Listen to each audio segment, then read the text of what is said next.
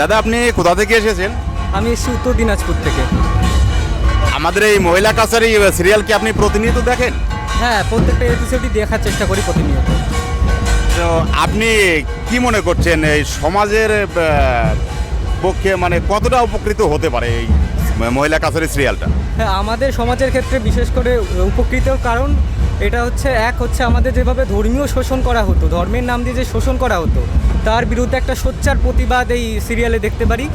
আর দ্বিতীয় একটা বড় যেটা দেখা যাচ্ছে সেটা হচ্ছে এখানে তিনজনই হচ্ছে মহিলা বিচারপতি, এবং বাকি যে দুজন উকিল আছে তিনজনই মহিলা। মানে আমাদের এই সমাজে এখন অবধি যে নারীদেরকে বোঝা মনে করা হয় এবং নারীদেরকে ওই 18 বছর কি 14 বছর বয়সেই ভাবা হয় যে বিয়ে দিয়ে দেওয়া উচিত, নারীদের দ্বারা আর কিছু হবে না। তো সেখানে তিনজন যে জাজ বা তিনজন যে বিচারপতি আমরা দেখতে পাচ্ছি, এরা হচ্ছে সেই নারীদের একটা প্রেরণা হতে পারে যে নারীরাও চাইলে ভবিষ্যতে তারা বড় জায়গায় পৌঁছতে পারে। এবং মেয়েদের ক্ষেত্রে আমাদের এই যুব সমাজের মানে কতটা উপকৃত হতে পারে বা এই সম্বন্ধে?